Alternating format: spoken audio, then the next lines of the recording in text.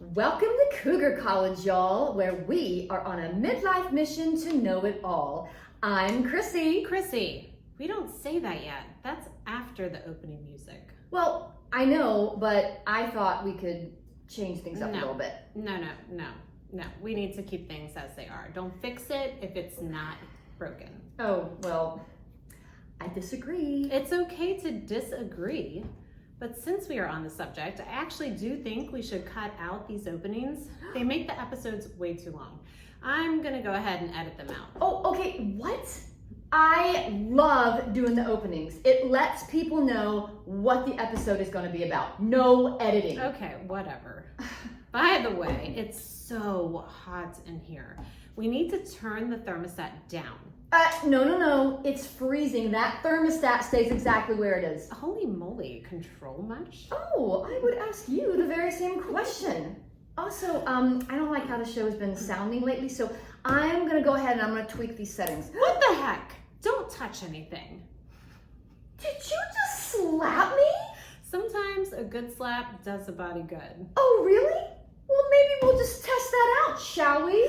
OMG, Chrissy. Welcome to Cougar. Wait. I want to say it. You always get to say it. No.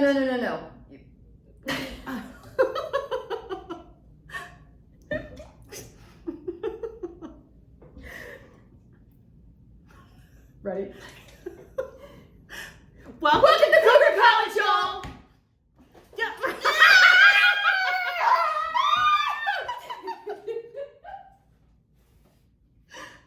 I love how in character you get. Sorry. The one.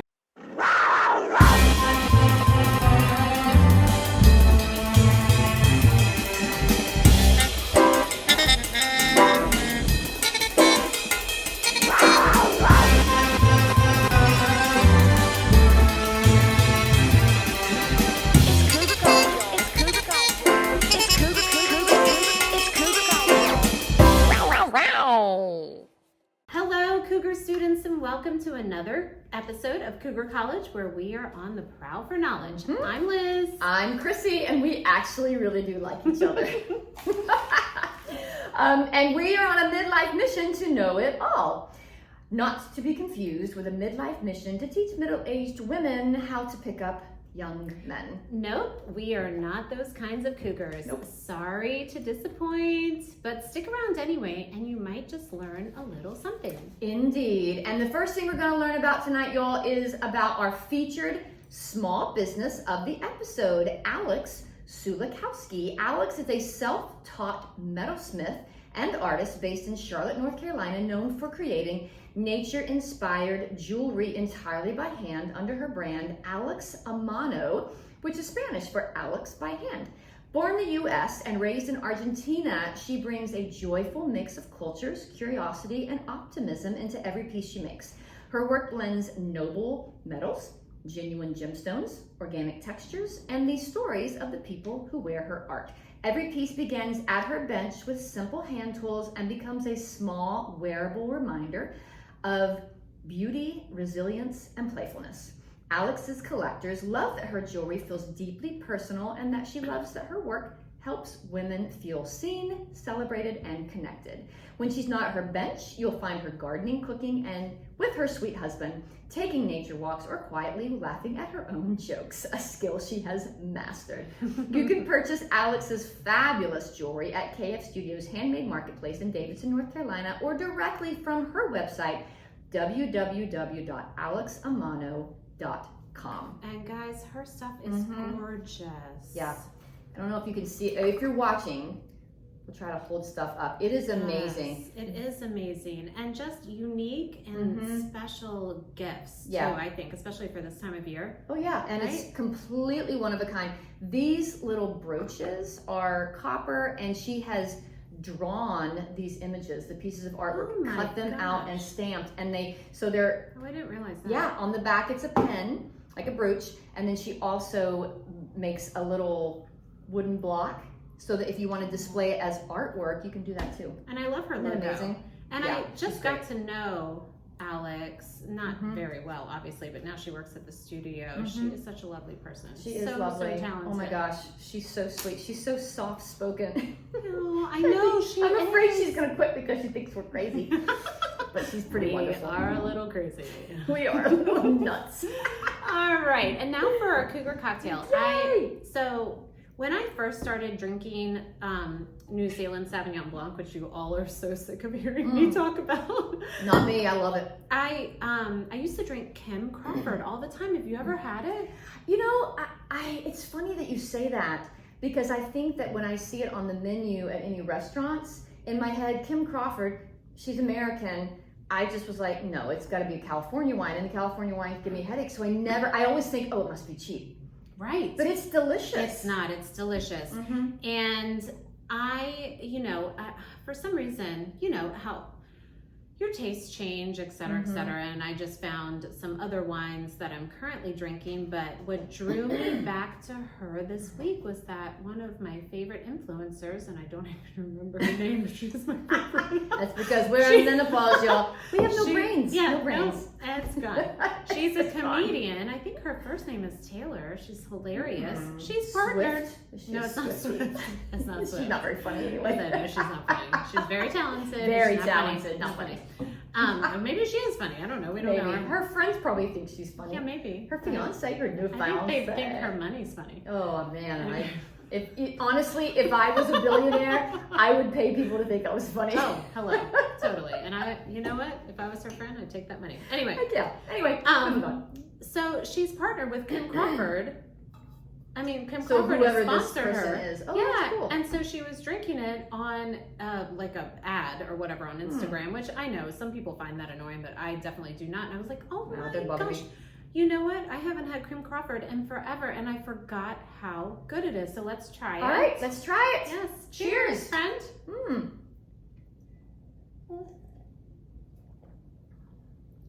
Yeah, it's good. It's got a slight little bite to it.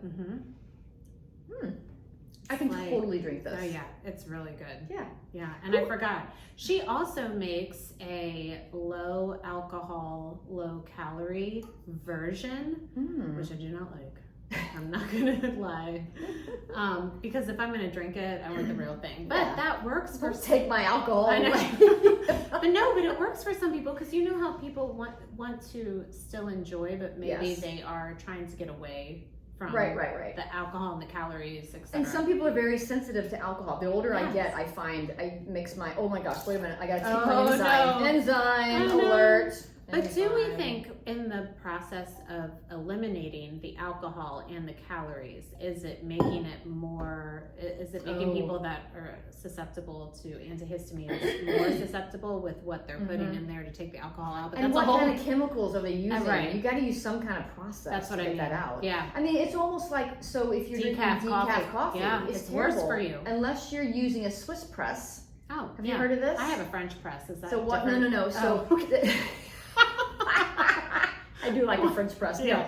So the only decaf coffee anybody should ever consume is if it was decaffeinated by using the Swiss water press method. Oh my god, I did not know this. Any other method is just using chemicals to pull it out, and it's very bad for you, and it makes it uber acidic. So how does it? Do you have any idea how it's it takes some it kind out? of suction. I'm gonna butcher it, but go and look it up because it really is. And back in the day when I was trying to get off coffee, I remember when we were really working on Molly, when Molly was really sick, and I changed all of her diet and stuff. I was like, well, all right, well, let's change all of our diets. And I was trying to get off caffeine. I remember using the Swiss water press, and it might just be Swiss water. I might have added it in the press in my mind. I don't know. But that's the only method for extracting caffeine that you should ever drink. Now, do coffee makers use that method for their decaf, and will it say? It will say. Okay. It will absolutely say, because it'll be more expensive. Right. It's a more expensive way to get the caffeine out because it's not a cheap chemical process. Oh, that's interesting. And so it'll be lower in acid, and you won't have that chemical residue in it that'll make you feel, like you're gonna have heartburn. Right. And now that we're on a completely different random tangent. Well, wait a minute. Let's go back to the wine. Yes. 2 paws up for Kim Crawford. 2 paws up here I too. like it. Well, one time you 4 out of should bring in the other one that's like got oh the, yeah, the it's alcohol out. called Illuminate. And we'll see if we give it 4 Okay. paws up. Well, I'll bring in both and we can taste compare. Taste test. That's a good idea. Ooh, Yes. Okay, I like it. I like it. Love it. All right. So, folks, tonight's episode, we're going to talk about control and how to have it. No, I'm just kidding. No, we are going to talk about. So Liz and I have We're realized recovering control freaks. Yeah.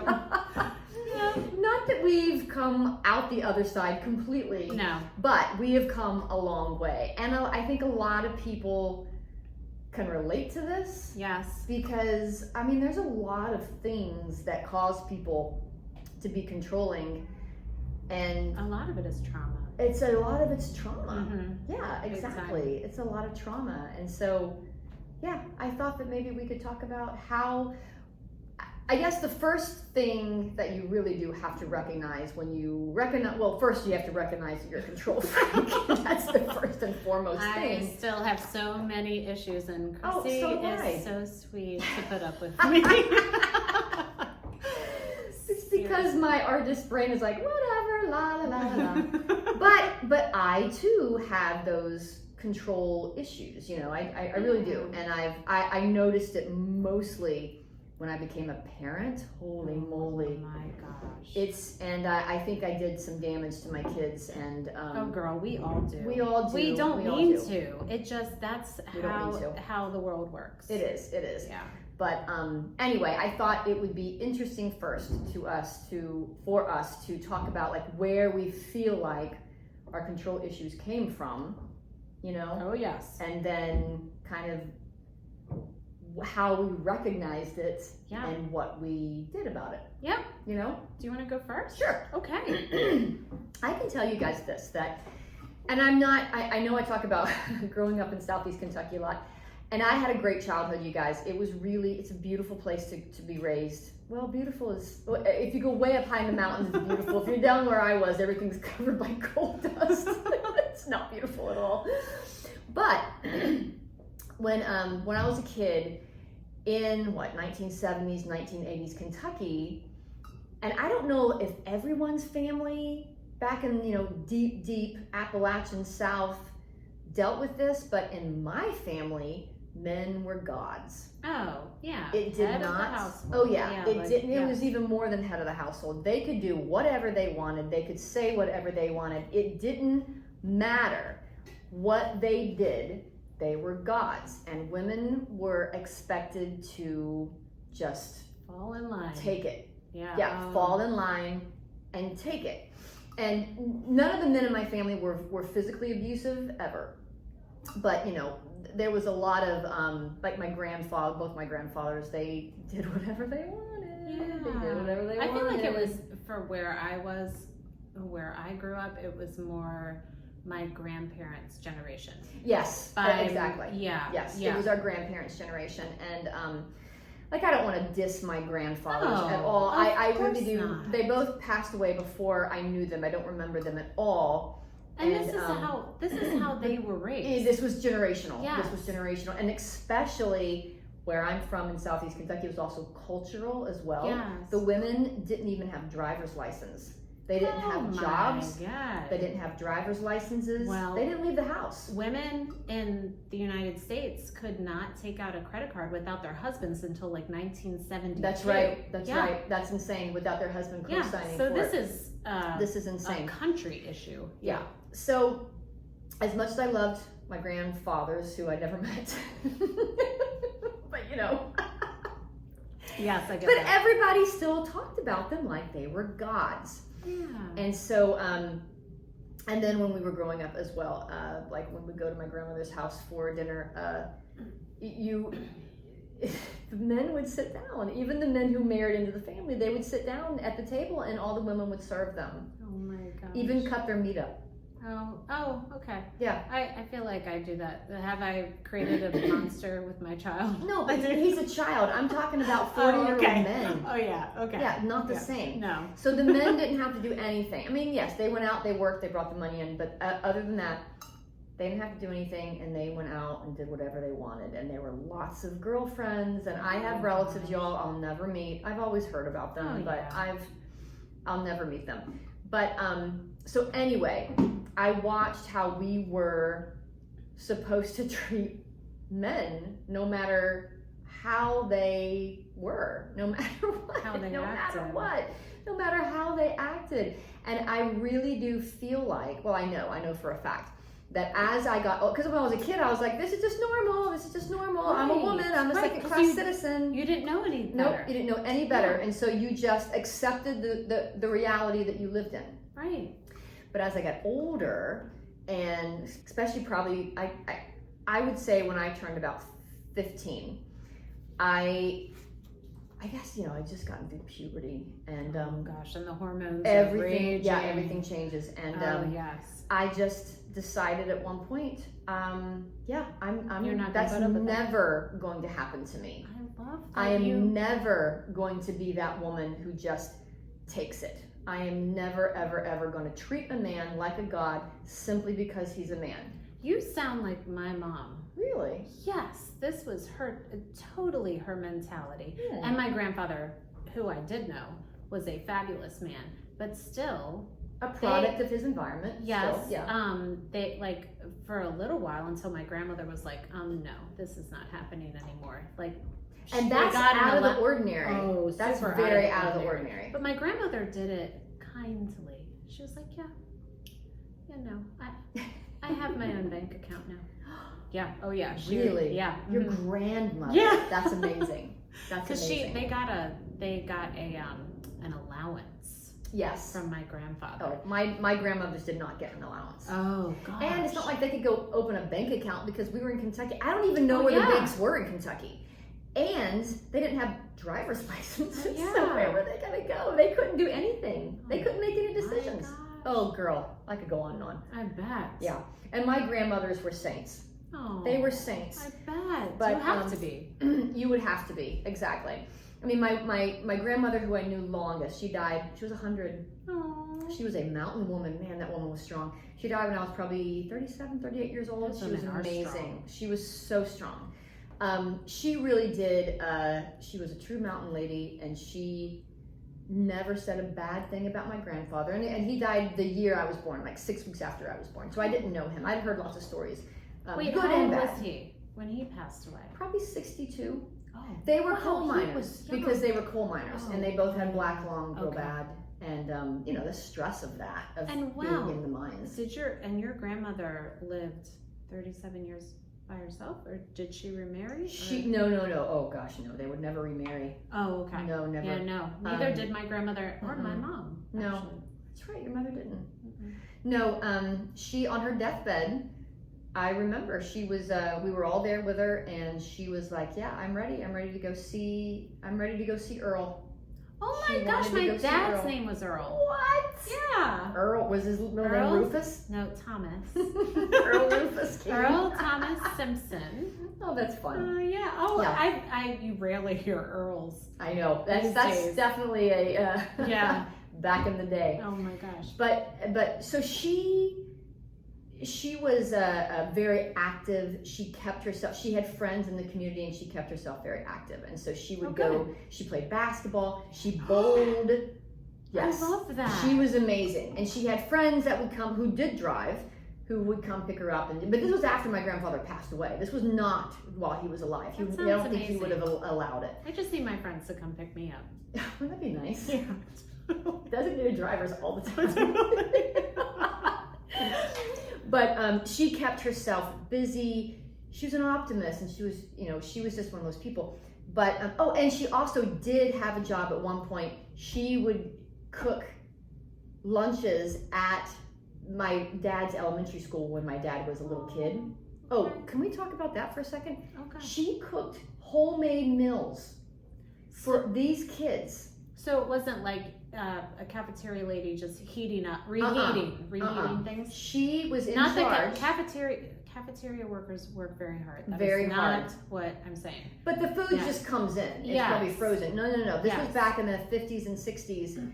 And she and the other moms who were working at the cafeteria, they made everything from scratch. Oh my gosh, that sounds amazing. Can you imagine that happening now? That would never happen now. No. But my other grandmother, who was in, that grandmother, my grandmother Hattie, she was across the border in Virginia.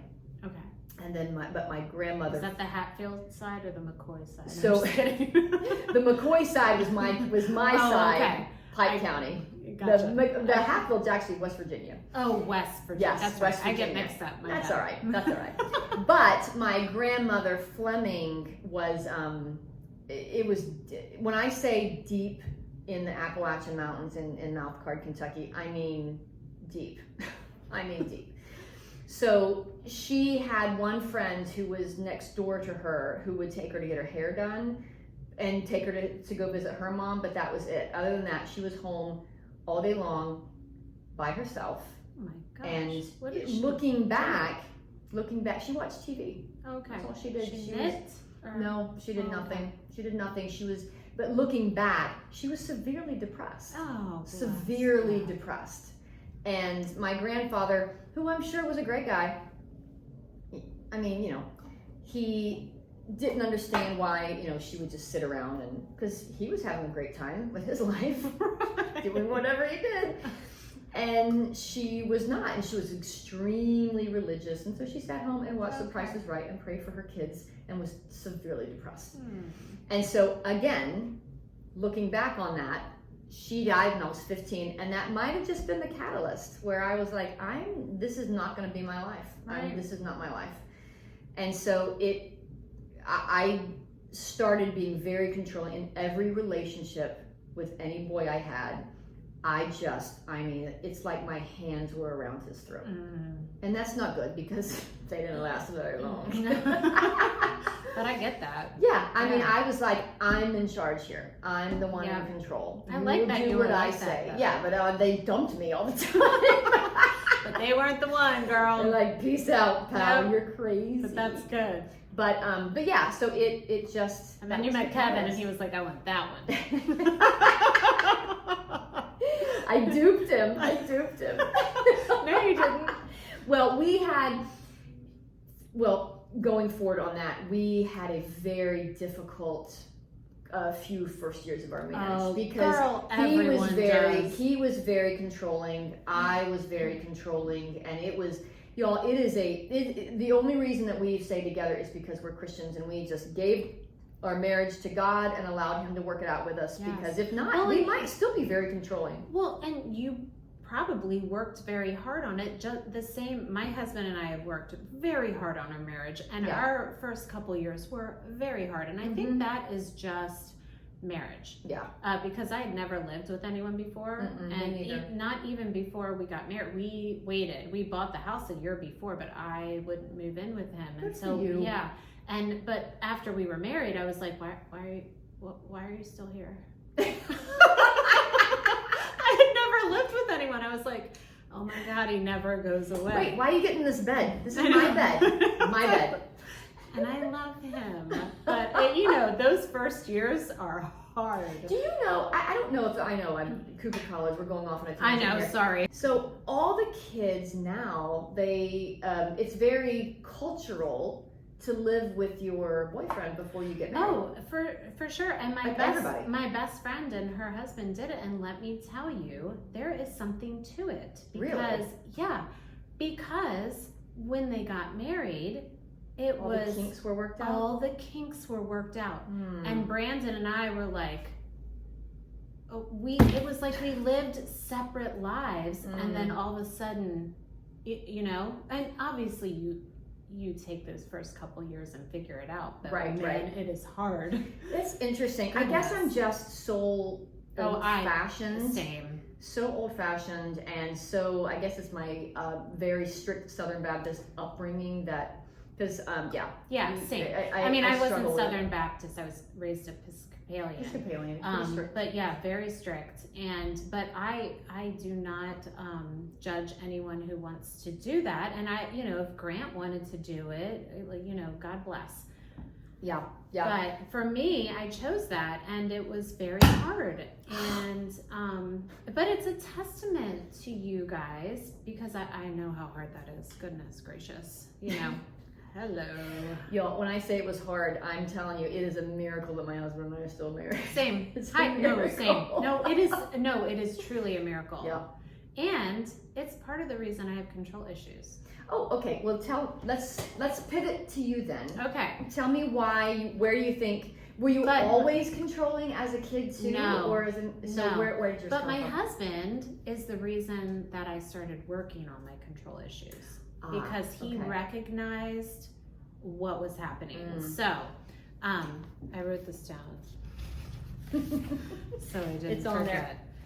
Because listen, I cannot remember anything these days. No, but me anyway, neither. so listen, I had an idyllic childhood. Did we always have the most? Both my parents were teachers, and my grandparents had money. But anyway. I was so oblivious because we just had a household filled with love, and my dad was like my idol, and that's so lovely. It was lovely. And I'm not saying that it was perfect, and I definitely wasn't the perfect high schooler all the time, but so my dad got sick my senior year in college, and it rocked my world. Listen, my dad and I were best friends. We literally talked on the phone every single day.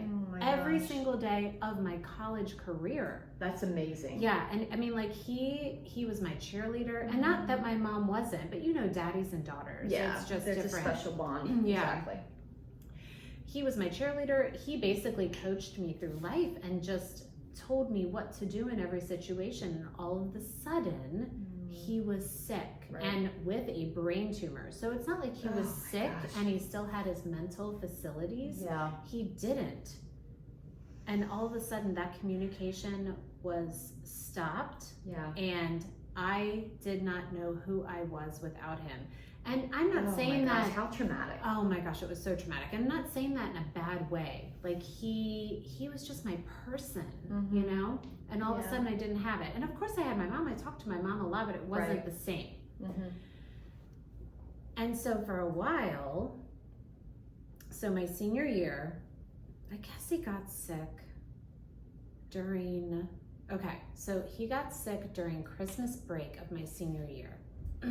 I had plans to go to New York to try my hand at being a starving artist. Literally, that was my plan. Okay, that was derailed. I I wanted to live in a shoebox. I wanted to. Mine was Chicago. Was it? Chicago. Okay. Yeah. Yep. To be my. But my dad had a plan. We both had a plan. We this was happening. Oh my gosh. And then when he got sick, I couldn't leave. Leave, you know? And so eventually my grandmother and my mother were like, you need to go to grad school. So my grandmother was like, I will pay for your grad school if you hang around and help with dad. I mean, of course I couldn't leave him. Right, of course. But I was out of control for the longest time. I was dating a guy every 2 weeks, and it wasn't sexual or anything. I just, I would go out on a couple of dates and I'd be like, next. Yep, moving on. Yep, moving on, next. I couldn't commit to anything. I was first of all, we're in college. I was just going out and drinking and just whatever. Right. I was out of control. I was out of control. So then I tried to kind of reel it back in. And I went the opposite way, where I tried to control every single facet of my life, to the point where I was also deep in my grief. So fast forward 5 years. I had met Brandon, we had gotten married, and then I was in my grief. I was so angry. I was trying to control everything. And then Brandon was like, Liz, you need to go to counseling. And I was like, oh my God, you're so right. And we were in our house. I remember, I can't remember. am I babbling? I don't even know. No, But anyway, no, you're not. we had a cat.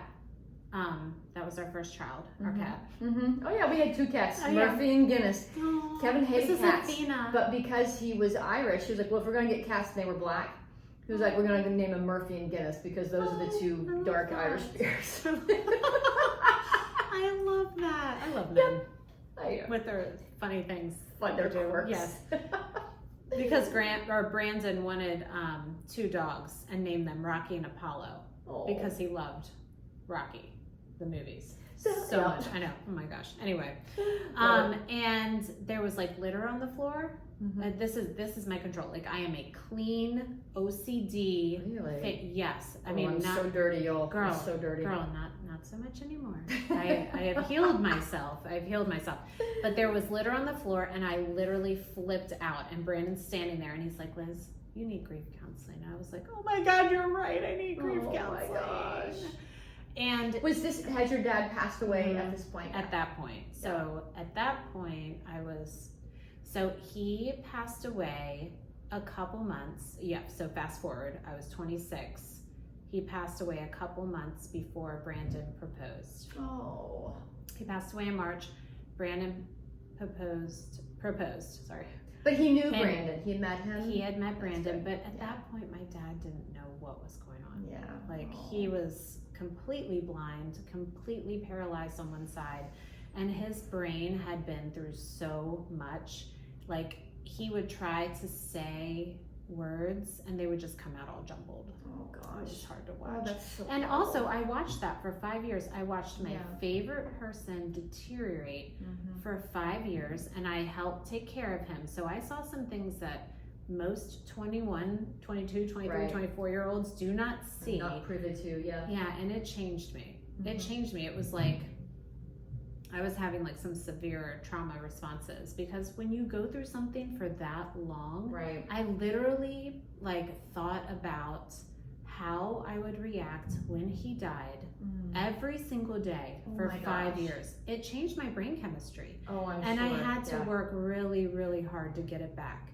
And thank God, like seriously, God put me in Kentucky to find my first grief counselor. Oh, wow. She was so amazing, and she literally helped change my brain chemistry just by tiny little tweaks. But anyway, we can get back into that. Yeah, there's a book by, have you heard of Max Lucado? He's a Christian author, and I think he might even be a pastor, but he's created all these he's written all these Christian books. And he just came out with a book about changing your brain chemistry. Okay, so I read, this grief counselor recommended this book by this grief counselor. I forget her name, but it's so simple and it sounds so ridiculous, but the book is called You Can Change Your Life, and it just gives you little tweaks, and I'm not even kidding. I wrote down 2 sayings. It was one it was like, everything will be okay. And that sounds so stupid. And I forget what the other one said, but I put them on my desk. I was still teaching at the time, put them on my desk when my mind, and at that point it was happening so often. Oh, I'm sure. Oh my gosh, when my mind went to those dark places, like I literally was on edge that something bad was going to happen at any moment. What do you even call that? Anxiety, maybe. Yeah. Maybe anxiety, that was my extreme fear. Yeah. Just because, again, for 5 years, I had been thinking about how I would react when my dad passed away.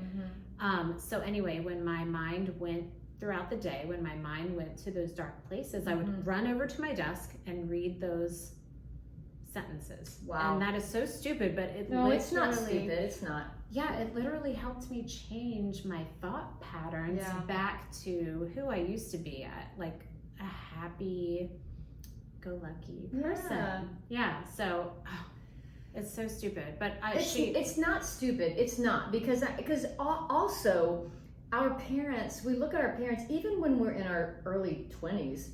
We look at our parents as immortal. Yes. Our parent, and then my dad, I never thought he could get sick or die. Like he was immortal to me. Right. Okay, but let me tell you the one of the things that my counselor told me to do, which is very tricky. Tricky? Well, so I made a vision board because once I got to the point where I was like, okay, now I need growth. Right. I had gotten past all of that trauma, and then it reared its ugly head with Easton, of course. But I was like, I need growth, and she was like, okay, let's do a vision board. Have you ever done a vision board? No, I've never even heard of a vision board. It's basically like praying, but you have photos to concentrate on. Okay. So I made, well, a lot of people make an actual board with photos, etc. Okay. And I didn't realize how well this works. Oh. And I didn't even realize how well prayer works too. But I'm also I also have trauma with that too. We can talk about that another time. Oh wow, we should, because prayer was my answer. It was the answer for my controlling issues. Okay. Oh yeah. Okay. So this is like prayer. Creating a vision board is prayer, essentially, because you're praying for things that you want, and not that you want, but just trying to give it up to God, but also focusing on positive, etc., etc. Sure. So, do we want to keep going with this? Yeah. Okay. So, I was like, okay, so now I need growth. These are the things that I want for my future. I want to go to Paris. I was just focusing a year at a time. Okay. Right. We wanted to have a baby, and I wanted to go to Paris. But I wanted to go to Paris and then start trying to get pregnant, right? Okay. So on my vision board, I put the baby and then I put Paris instead of Paris and the baby. Okay. And every day I looked at this baby and Paris, baby, Paris. And I got pregnant before we went to Paris. Oh my gosh, so did I.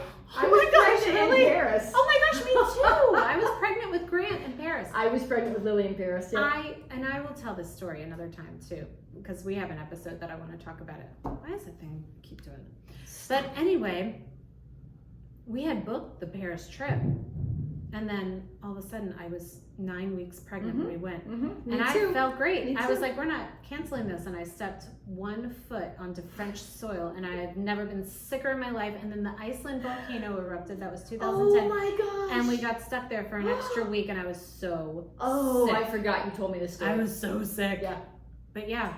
But that stuff works, so be careful. Guys, be careful, and you have to make sure that when you're focusing on things in life, that you're focusing on them in the correct order. And the right things. Yes, the right things. Yeah, but for look sure. at Grant. He's so great. He's so great. Love him. Thanks, friend. Yeah. Well, as I went into my relationships and when I met my husband, and we knew very quickly, because we were 25 years old when we got married. We were 25 when we met. Oh, we were. And within 3 weeks, we knew this is the person. Oh my gosh, that was us too. Yeah. I was 26, 25 or 26? Yeah, 26. Well, when you And dated Brandon, that many, you know what you want and what you don't want. Oh, we knew after a month. Yeah, we're getting married. Yeah, we started talking about it after about 3 weeks, maybe a month. And then we were engaged in 10 months. Are you guys the same age? Mm-hmm. Oh, okay. So here's a funny story. Because Kevin played for the NFL, he had a house. So he wasn't playing anymore, but he had this house. And, nobody else had houses. They had apartments, or they were living on, or sleeping on someone's couch. Well, Brandon, oh, I'm sorry to interrupt, but no, it's good. Brandon had a house, and then Katrina hit. He was in Louisiana. He was living in New Orleans. His house was the only one that was left standing. What? So he sold it for, oh my gosh, a very amazing, great amount. That's crazy. Yeah. Well, Kevin had this house, and so he drove a Diamante, which was like an old man's car. It looked like a Buick. And I remember someone was like, "You should date Kevin Ferry," and I was like, "I cannot date a man 10 years older than me. He's 2 months older than me." Oh, wait, why did you think he was 10 years older? Because he had a house. Oh, a big house and an old man's car. And he's tall. He's 6'5", and he looked older So he had and everything. older energy. Yes, but and he was mature and he had Grant. a legit job. He had a real big guy's job. And anyway, but anyway, we got married, and my control issues went nuts. But he had some control issues too, because he had a little bit of trauma when he was a kid as well. And I mean, trauma is oh my God, y'all. It affects everything. It affects, and it took a long time for me to realize that your controlling issues they are fueled by fear. Yeah. Just so much fear of being out of control. Yes, and I was scared that my dad was going to die. Yeah. And even though I couldn't even wrap my head around the fact that it would have been a blessing for him. Yeah. In hindsight, That's hard. obviously. Yeah. Right.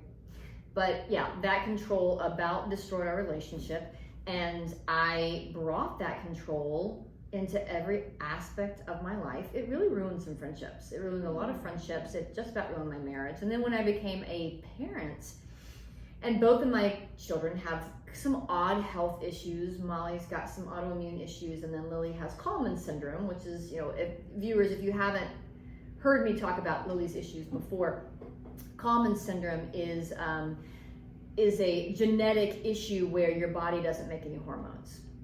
So her ovaries don't work. And so all of that came crashing down on me, and I was making all of Molly's food from scratch because she could only eat certain things without getting super, super sick. And then I was trying to figure out what was going on with Lily. Does Lily do her ovaries have eggs in them? Yes, Okay. they're fully capable of working. Okay. But her pituitary, there's an issue with, there's some kind of connection between the olfactory gland and the pituitary gland. Okay. Well, she doesn't have an olfactory gland. Okay. So part of Kallman syndrome is you don't have a sense of smell. Does the olfactory gland make hormones? No. No. But the olfactory gland, there's some I'm going to butcher it, but there's some connection between the nerves Okay. of the olfactory gland and the pituitary. They're very close together. Okay. So without the olfactory gland, there's some issue where the nerve, it won't ping the pituitary to ping the ovaries. Okay. Gotcha. So the pituitary is capable of working. So she could. The ovaries are capable of working, but nothing's pinging them. Okay. And I can cut this out, but she could Yes. use her own eggs. Yes. Oh, absolutely. Oh, okay. She has plenty of eggs. Okay. Plenty of eggs. Oh, that's. Yeah. That's. She can do it. She can do Hopeful. it. Yeah. It is hopeful. But you put all that together, and you're already a controlling mother with trauma in her background, and then you have two children who are, have some odd health issues, and so my life, and I owned a business at the time. Oh yeah. And my whole life was controlling every aspect of the business because I was afraid that I wasn't going to be able to be a good business owner, because also that trauma affects the way you feel about yourself. Yes, and And that's if you can imposter control, syndrome. oh yes, and Yeah. if you control every little thing around you, you can control how people feel about you, you can control how people look at you, because you can control whether or not you're successful. Every ounce of my identity was tied up in how I ran my business, how I could help my children's health issues. Oh, Which is get ridiculous that. because Well, that's not possible. But that's what moms do, right? Yes. I mean, gosh, moms hold themselves to such an impossible standard. Yes, 100%. Yeah. Right. So that was rough. So Okay. as my children got older, and doctors hated me. They hated me. Well, they hate me too, girl. Oh my God, because I don't go a whole lot. Don't I did kill so me. much background. I researched everything because in my defense, for years I was told Lily was she's a late bloomer. Well, I'm like, something's wrong. And finally, And when she moms got know. Yes, I knew. Yes. And when she got to 16 years old and she hadn't gone through puberty yet, I knew. I was like, I need her hormones checked. Yes. And I could not get any doctor to do it, and I finally found a doctor to do it. And he said, she's got this issue. I can't remember the name of it. And I said, it's Kallman syndrome. And he went, that's right. And I was like, yeah, thanks. I already knew that. Oh my gosh. I hate when doctors blow people off. Well, this guy was good. He Oh, just that's had good. never seen anybody Yeah. with it. Or Thank he goodness never seen you a woman found with him. it. Yes, he's a good guy. Okay. But so So fast forward, my kids become teenagers, and because of Lily's Kallman syndrome, she and I have talked about this, and she gives me permission to talk about it as well. Because she hadn't gone through puberty until she was 16 or 17, and that affects your brain. Oh. That affects how you relate to people. Absolutely. So I'm trying to help her with social stuff, and that no kid wants their mom to help. No. What just happened? Well, that's hard. Oops. So yeah, I'm trying to control a lot of her social stuff, and that's ridiculous because that just made her angry at me, and that that affected our relationship. And then with Molly, she was just like me. She's ADHD with the rejection sensitivity dysphoria, and she was doing her thing, and I was like, no, you can't do that thing. Don't do that. Don't do that. Don't do that.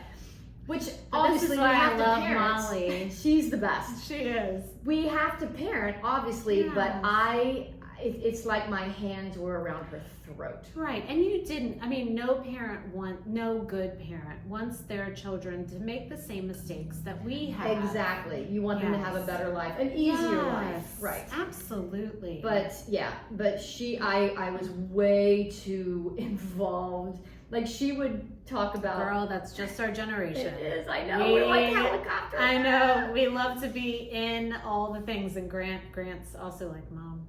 Back off. Yep. Yeah, I remember she would talk about, I would hear her talk to her friends about, my relationship, and I would be sitting there, and she would turn to me and she's like, yeah, my mom thinks that she's in my relationships too. And I'm like, but aren't I? Aren't I making all these decisions? I know better than you do. Oh my gosh, every time Grant goes to a party, I'm like, what happened? Yep. What happened? Tell me all the things. And he's an all open the book. things. I know. And then I'm like, no, they didn't.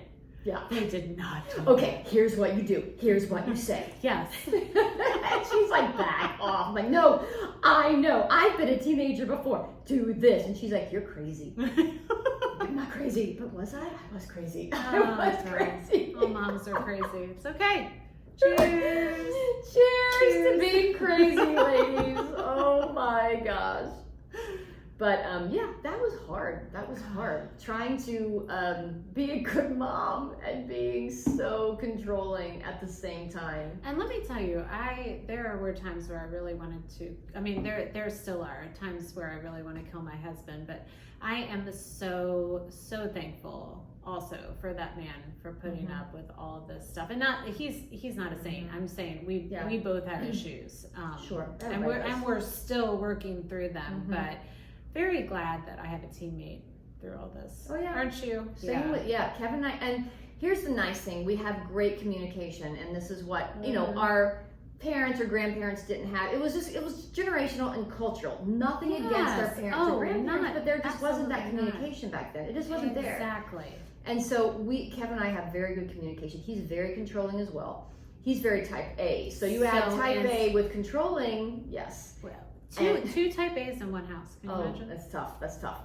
Well, my poor husband has an artist as a wife, and I'm like, la la la, and he's like, a fine artist. A fine artist. Brandon has a graphic designer where we're like super anal retentive. My bad. Sorry, honey. Well, here's a fun story about my husband. When we were dating, and okay, so he also went to military school. Oh yeah. Yeah. So I went, military corners on his bed. Oh yes. Does he still do that? No, not anymore. Okay. Not anymore. So when we started dating, I went into his bathroom and I washed my hands. Washed my hands. Blah blah blah. There was nothing on the counter. It was a huge counter and nothing but one little thing of soap. I'm like whatever, he's a dude. And then there was like a cloth, like a hand towel that was. You open up the cabinet and he had it draped over the cabinet door, and then you close it and it stays there. Okay, wipe my hands, whatever. And I came out and he went into the bathroom and he came back. He's like, Chrissy, I need you to come here. Oh my gosh. And I was like, what's the matter? Is this like sleeping with the enemy? No. Oh, okay. Oh my God, not at all. I went in the bathroom and he was like, you see all these water splashes all over the counter? And I was like, not really. And he's like, yeah, they're there. Look closer. And I was like, oh yeah, there's a couple of drops. And he's like, yeah. Do you see how this towel is draped over the cabinet door? And I'm like, yeah. And he was like, so you wash your hands real nicely, and then you wipe them on the towel, and then you can just flip the towel up, And then you can wipe all this water off the Wait, counter. have you ever seen Sleeping with the Enemy? No. Where the towels have to be straight? No. So, okay, it's an old Julia I remember Roberts. it back in the 80s, yeah. Yeah, but he's abusive. No, obviously. my husband was never abusive. Ever. So she messes up the towels, and she knows that he's in the house because the towels are perfect. Oh my gosh. In the bathroom. Oh, yeah, and she's like, oh my, and that's when she escapes. Oh my gosh. That's when she fakes her own death. Oh my gosh. I haven't watched this movie. Okay, yeah, you do. But, so I looked at him, I was like, you're freaking kidding, right? And he's like, no, I don't want any water on the top. I was like, okay, this is going to be trouble. But did you he love has that? come a long way. I loved him because he was hot. Okay. I was always intrigued by people's like idiosyncrasies. Like, because Brandon has to have right angles on his desk. What? Yes, like any papers that are on his desk. And Grant, it's genetic. Oh, it is genetic. Grant 100%. is the same way. I'm like, where do you guys come from? Oh yeah. I'm not that anal retentive. My desk is funny. like, my desk is an mine's a artist's mess. desk. Have you looked at my desk in the back? It is a freaking disaster. But I love that. I love the paint. But It's a that's disaster. me. Yeah. But anyway, Kevin and I we've come a long way. Our sinks are a disaster. You should see his sinks now. It's a disaster. Oh. He's like, whatever, we've come a Okay. long way. But we've both had to come to terms with, why are we controlling? Why are we trying to control our situations? Why are we trying to control each other? Now, do you guys, since you are just a couple years older than me, do you think that this comes because, okay, I feel like even though I've done so much work, I have been in so much grief counseling, it is not even funny. Yeah. Like deep. I've been in couples therapy. I've been in grief counseling just because of all the trauma that we've experienced. Right. But I feel like even though that work was so important, it was so good, and it changed me, and it helped me get back to where I was pre-dad and pre-Easton. Really? I mean, That's pretty amazing.